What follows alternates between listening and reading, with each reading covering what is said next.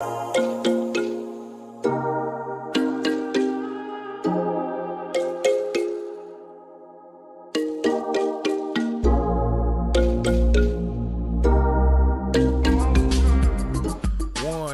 back, guys, to the Coast is Distinct podcast. Your boy DJ KO. I'm glad you guys tuned back into the show.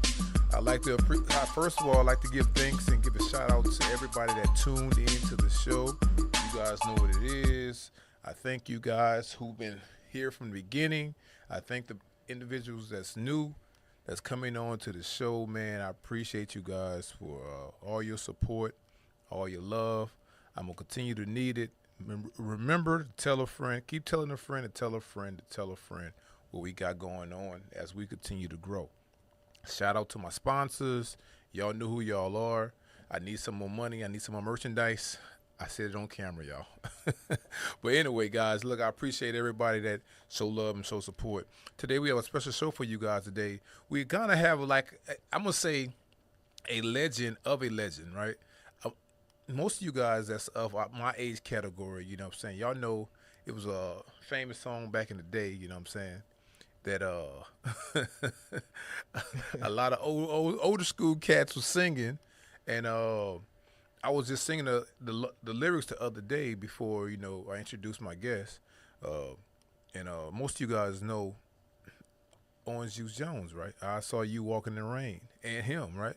So today I have his son up here today, Orange Juice Jones II, also known as Mookie Jones. You know what I'm saying? I'm glad you're here today. What's up, brother? How you doing? Thank you for having me. I'm glad to be up here. I'm really, really glad to be up here. I don't do too many interviews or podcasts or none of that. This is actually my first podcast. Really? So, yes, sir. Oh, man, look, I'm going to tell you, man, one thing about podcast, one thing about podcasting and why I got into it, because I like people's experiences, right?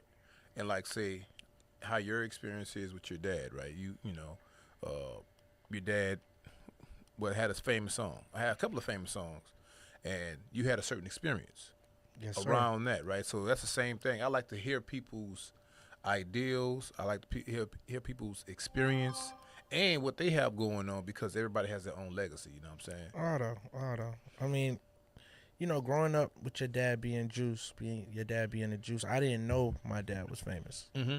So I feel like a lot of kids don't really get to grasp what it is to be famous, especially if you have a famous parent. It's just like it's, you know, that's just dad to me. Right. But then as you get older and you understand life and how life works, you understand what fame is. Right. And then, you know, I feel honored. It's like I call myself a regurgitation of his interpretation on what it's supposed to be and not what it is. All right. You spitting lyrics already, man. It's too early to be spitting those lyrics like that, man. But for the people, man, who don't know, so how did everything start? Where did you start it from? I was born in Atlanta. Okay. I was raised in between Harlem and Houston. Okay. My father's from Houston. Okay. My mom is from Queens. Okay. So when they met, you know, they stood together to this day too. Shout out to mom and dad for keeping that together, black family, and teaching us just different parts of life and how it works and how, like, you know what I'm saying. Everybody's not gonna always be right. My great grandmother used to say, "It's too much good in the worst of us and too much bad in the best of us for any of us to judge all of us." Right. So that's the same dynamic that I've just had in family, and understand how family works and family dynamic. So yeah, man, like coming up, it was a wild ride. I got to see, you know, when I was born, he was Juice. Right. Yeah, I was born in you know, I ain't gonna throw my age out there, but I'm an 80s baby. You know? Oh, that's good then, man. Yeah. Shout out to the 80s, man. Shout out to the 80s. Yeah, man. That's 80s.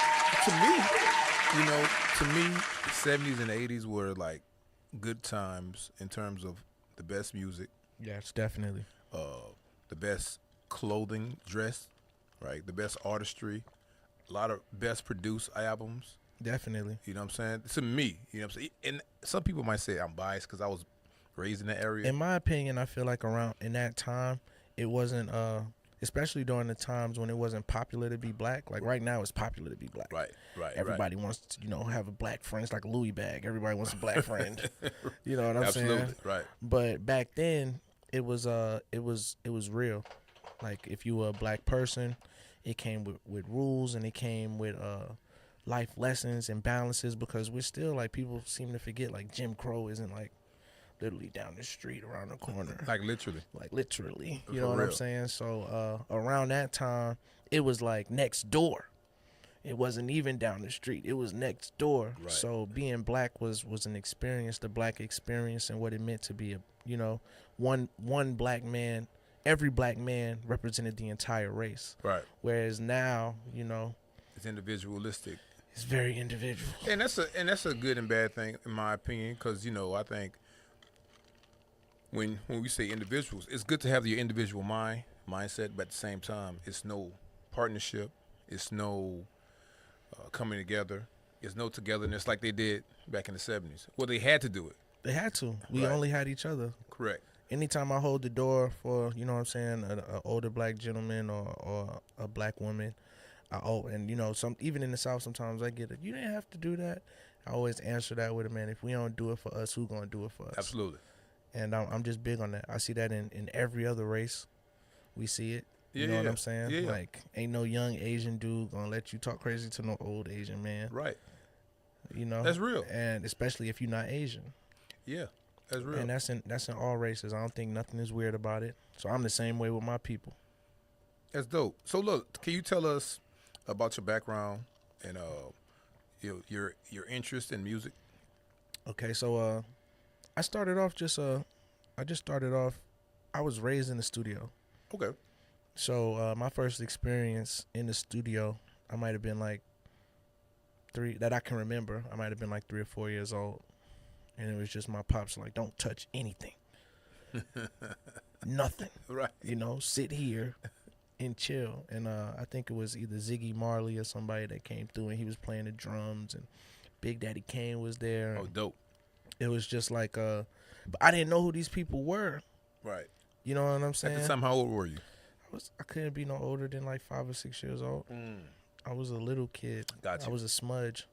Gotcha. You know what I'm saying? And I remember like just watching the music experience and understanding that I was one of the first people in my friend group that knew how a song was put together. Okay. Most of my friends thought like they just rap, and then they like find a beat that matches the rap, and they like kind of. And I'm like, no, they actually do it to the beat live.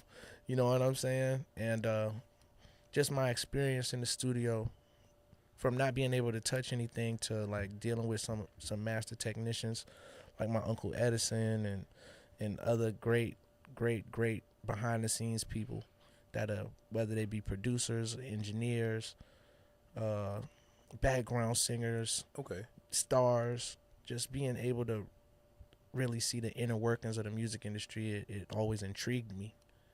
So would you want to be a part of it? So would you say that started off your creative process in doing what you do now? Definitely. Okay. Definitely. So that was a big influence. It was the biggest. My father could have had me around anything. He had a lot of friends at the time, and that was the gravitational pull to my whole universe. Like, what's up with that microphone? Right. What's up with that? So he kind of steered you. He kind of steered you in a way it's like an indirect way, basically. Yeah. He put you in that situation. He was like, well, don't touch nothing, but at the same time, take it in. Yeah, exactly. I'm pretty sure, when I look at a lot of masters of the craft, and you see their kids taking to it, it's probably because if we put it in basketball, it wouldn't be shocking to think that LeBron James brought Bronny to the court. Right. That's true. That's true. It's not shocking. It's like, I'm here all day, and I want to be with my kid, so I'm gonna bring my kid to where I'm at. So let me ask you this. I know your dad taught you a lot of things as you speak about him. How he had you in the studio and how you was learning just about composing music. What are some key elements that he taught you within the industry? One of the biggest things he taught me, excuse me, was if you're gonna do this, do it because you love it. Okay. Don't do it to get money.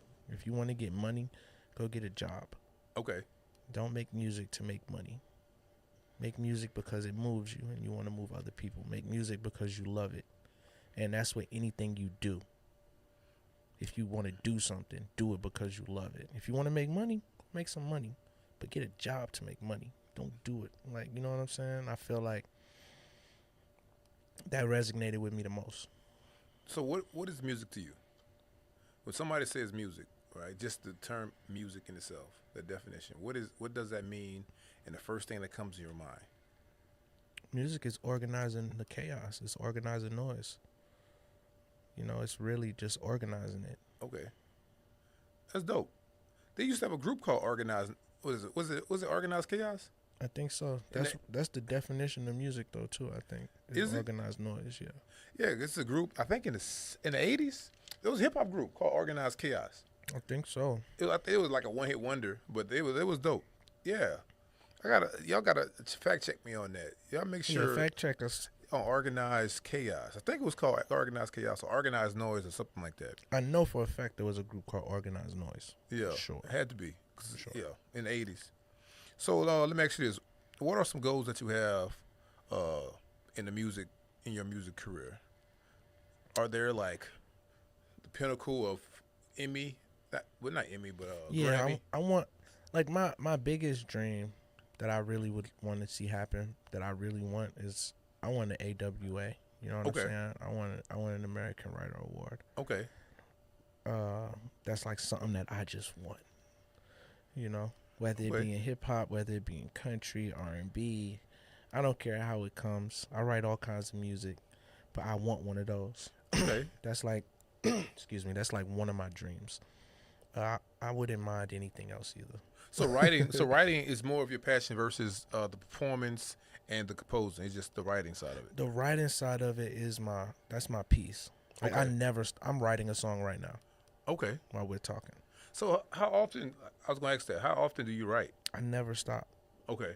I'm literally, while we're sitting here Okay. talking, I'm writing a record. It's in your head, right? Yeah. Okay, that's dope.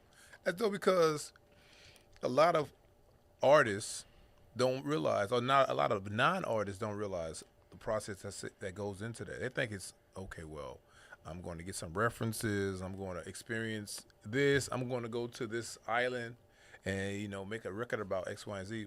So, what's your motivation behind it? What's your influence behind it?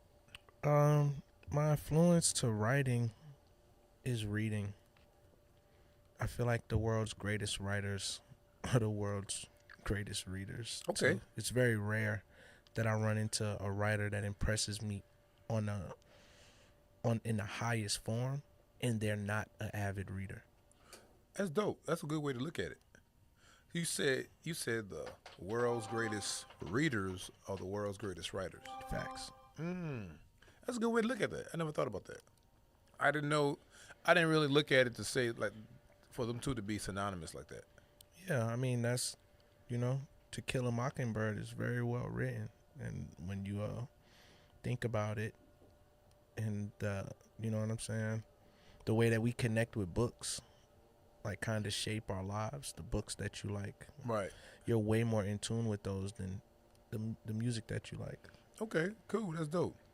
So let me ask you this. Can you talk about any upcoming collaborations or projects that you're excited about? Yeah.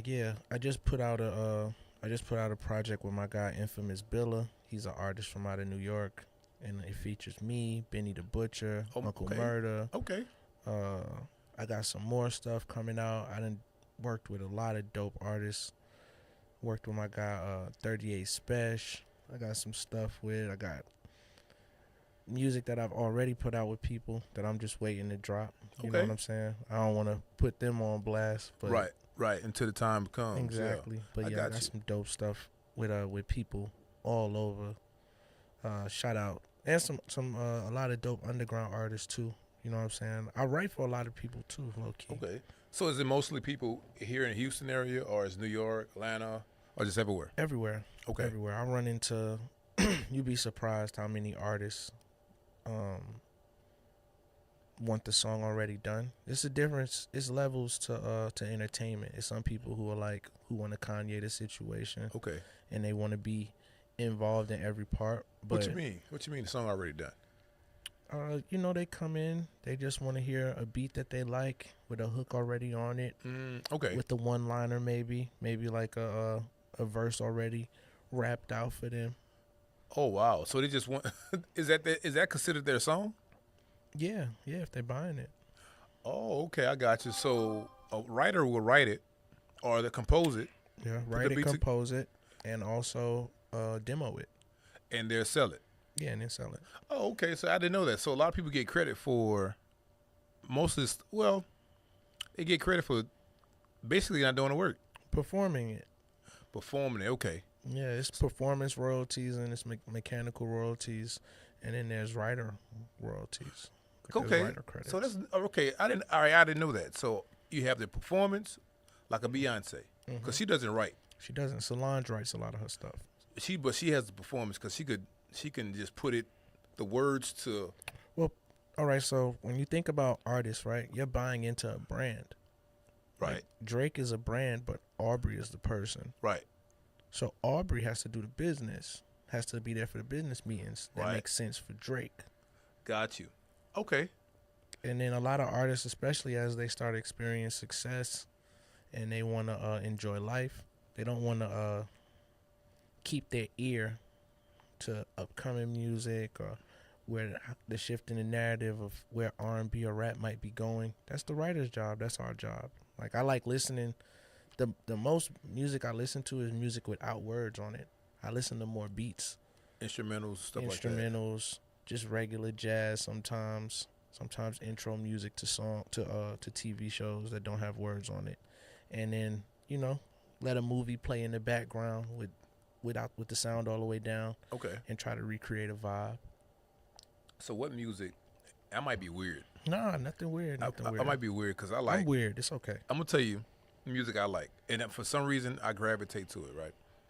Elevator music. Yeah.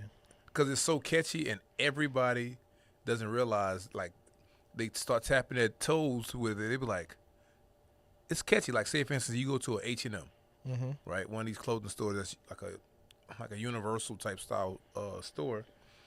Everybody is feeling good when they, even though I know there's a psychology behind it, but everybody's feeling good when they're shopping. Yeah, I mean, math and science with music, right? When you mix it in a little bit. Okay. Happy songs are in a certain key.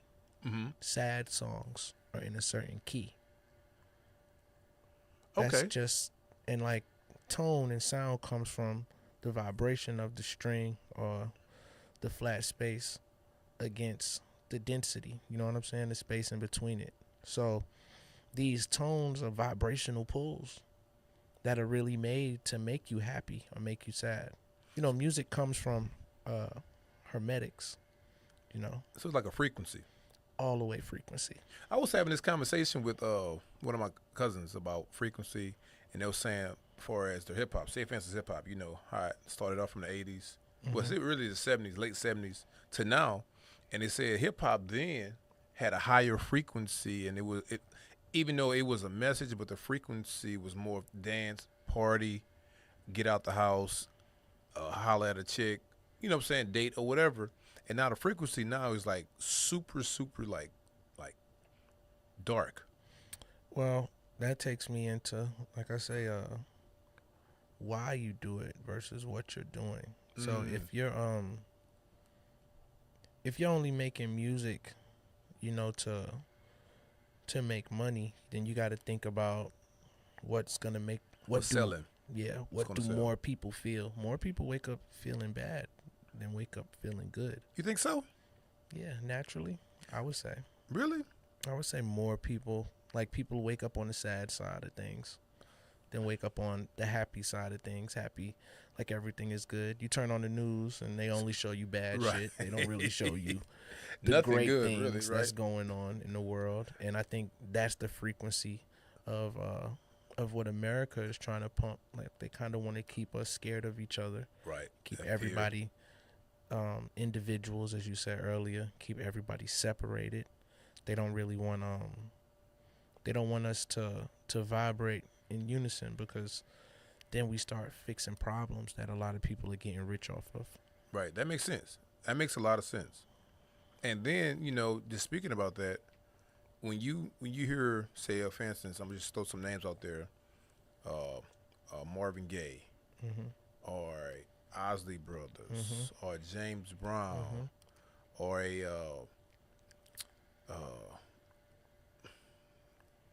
they have so many of them, Al Green, Frankie Beverly and the Maze. Temptations.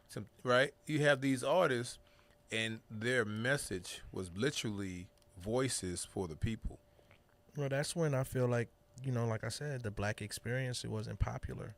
So it's your job as the artist to paint the times. Like, a lot of artists are caught up in telling their story when really you're supposed to be telling the story. So that when somebody listens to the music 100 years from now, they could be like, oh, that was the average black man and how he was thinking. Like right now, if you just randomly put your hand in a bucket of black artists and pulled out anybody and press play. It sound the same? No. Come on now, in today's time. Yeah, in today's time, if you did that, the idea of what being a black man is a lot different than if you go to the 80s and the 70s and put your hands in the same random bucket and pull an artist from that time. The idea of what being a black man is and what it feels like is a lot different. And I think that that's more important to us, for us, to like shift that narrative. Yeah, that's important you said that. So let me ask you this. How do you want your music to inspire and impact your fans? I want people to learn from me. I make music that makes you think, in my opinion. For me personally, if you're listening to Orange Juice Jones, the second song, or Mookie Jones was a very young artist, and I was learning about everything I am. I just became the version of myself I am today. And tomorrow I plan on being better. So right now, definitely, when I look at just the tone of what hip hop looks like and what we call gangster. Right. You know what I'm saying? It's okay to be a gangster. I'm cool with a lot of gangsters. But to me, gangster is like what you don't do. It's not what you do. Well, it's kind of like hip hop. So like hip hop, the term hip hop to a genre or to a race or to a people that don't understand what hip hop was the 5 elements.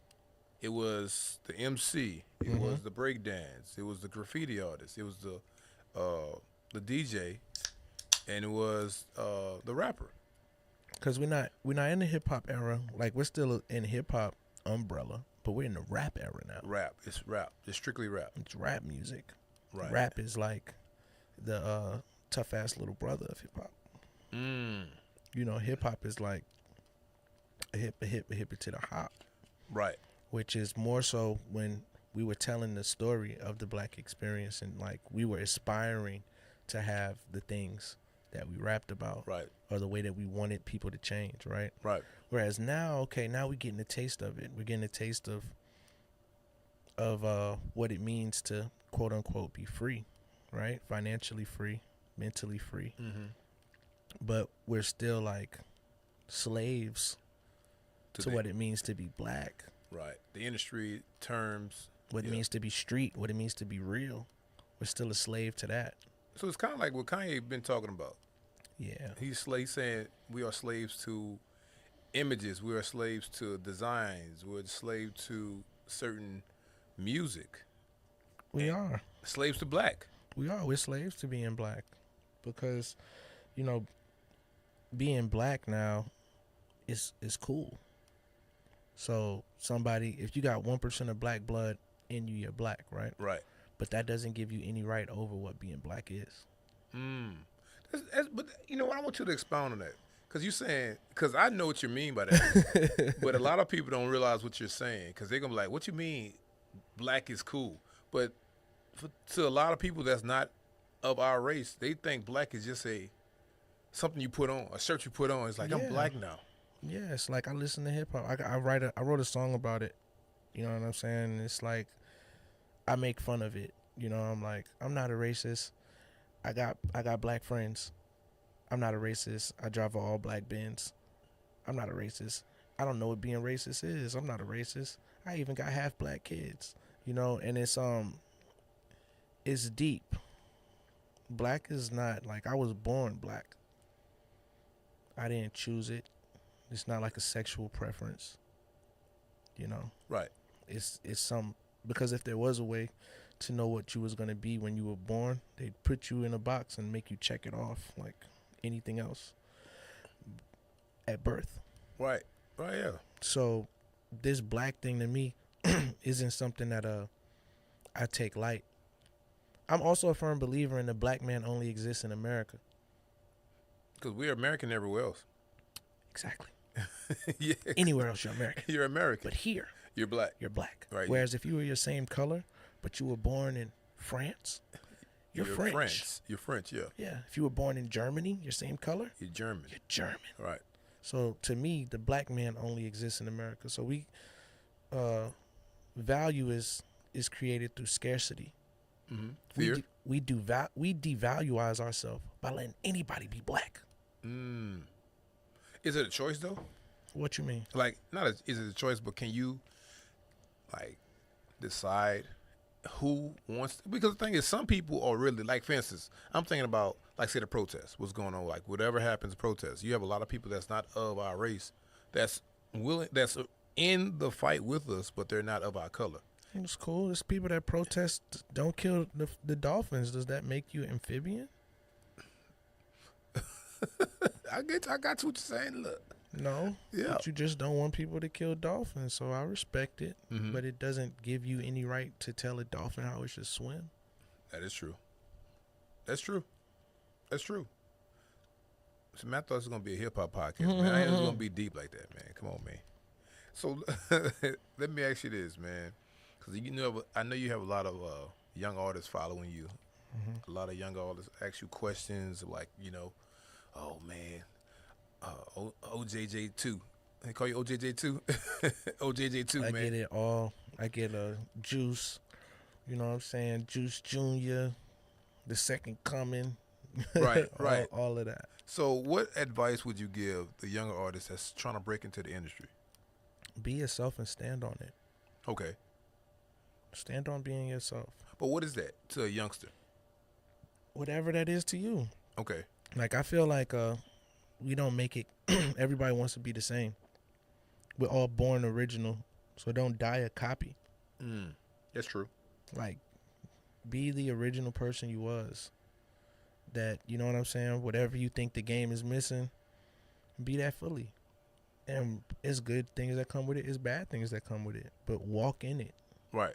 Right. There's only one version of everybody that's successful in the industry as is. That's dope. That's dope. So lastly, how do you plan on honoring your father's legacy? Because I know you have your own legacy, Yeah. but at the same time, if it wasn't for your father, it wouldn't be you. Yeah. So as far as his legacy, how would you plan on honoring that? I plan on implementing everything that he's taught me. Everything that I can remember. All of the colloquialisms that he's given me, all of the good game that he's given me, the jewels that he's given me that's kept me alive this far. Dope. That's just kept me out of trouble. I want to share that with as many people as I can. Mm-hmm. Because if it worked for me, it's a possibility it could work for you. Even if it doesn't work for you, it's still a possibility. And I don't think it's enough examples of that. Like, a lot of my friends don't even have fathers. So the game that they get from an older man is always tainted, kind of, sort of. Right, Because you're not of him. So it might be to, like, gain trust with you. He might give you some good shit because he wants you to do something else for him. Right. Right. I got you. Whereas everything I got from my father was purely to keep me alive, out of jail, healthy, making money. Right. And make positive decisions for yourself when All you become positive decisions when I become a man. That's right. That's right. So now, every time I have an artist up here, since I know you have a background in hip hop and and rap, every time I have an artist up here, I throw a beat on. Okay. You know, it could be any beat. Sometimes it might be a hip hop beat. Sometimes it might be a R&B. But I want them to express themselves. I don't call it freestyle no more. I call it expressing yourself. Okay. Right. So I'm gonna throw a beat on. Let me know if you're ready or not. If you ain't ready, then we could back off of it. But, you know what I'm saying? I'm gonna throw a beat on. Go ahead. You can throw a beat on. And I feel California kind of vibes. You know what I'm saying with this Let's beat. go. You know what I mean? So let me see how you catch this one.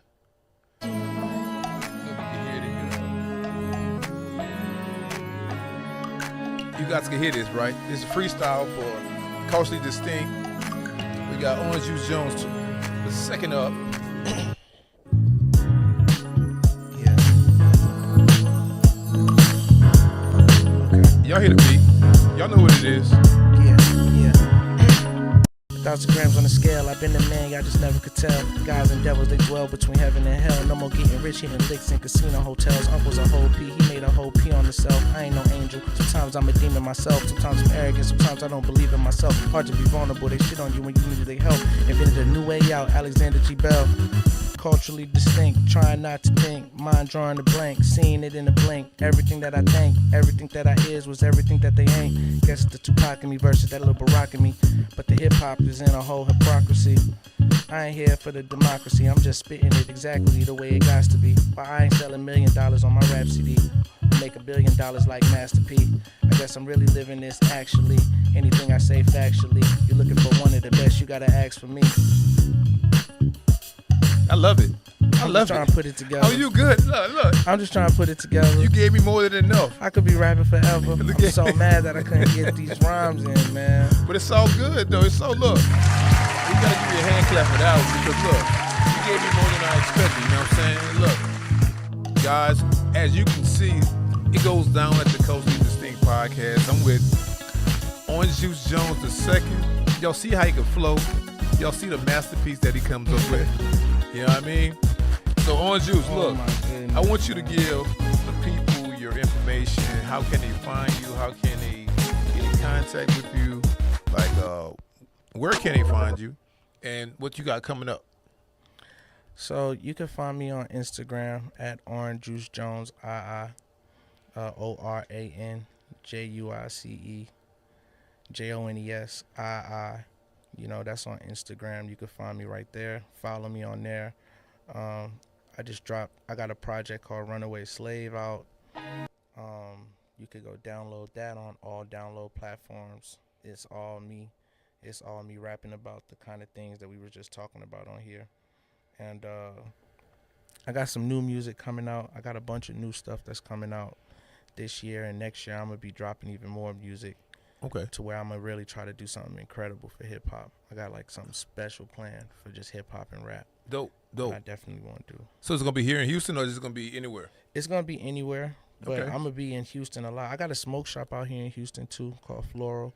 Okay. I got an after-hours club called Exclusive Okay. right there. off Where is that, man? You got to give the address. Tell them the on address. 45 Belfort. We're doing a 420 event too, so if you're in Houston, you got to come out. Oh, that's dope. That's dope. Excuse me. And you know I got something for you. I got a bottle for you. There. Oh, no doubt. No Yeah, a doubt. I bottle appreciate of that, wine. bro. You drink wine, Yes, right? sir. Yes, sir. Yes, sir. I got a bottle of wine for you. That's what I'm talking about, man. You know what I'm So- saying? As we leave the studio, you know what I'm saying? We're going to leave back on this beat. You know what I'm saying? But it's all good. I'm glad you guys tuned in. I'm glad you guys look, y'all shared. We went on a journey, right? We talked about everything, as you can see. Then at the end, OJJ the second, he came with that freestyle that blew our mind. You know what I'm saying? Even though he wanted more, he wanted to do 32 bars. You know, we ain't had to do that much. Yeah, no, I still wanna do something, man. I still wanna definitely I wanna get it right. I gotta give you something for real. I got you. So guys, as we get this together, man, I appreciate you guys for tuning in. I appreciate everybody who subscribe to the show. Again, make sure you tell a friend to tell a friend to tell a friend where we are, what we doing. Guys, I appreciate you guys. And look, don't get me wrong, that freestyle coming. So let's get it.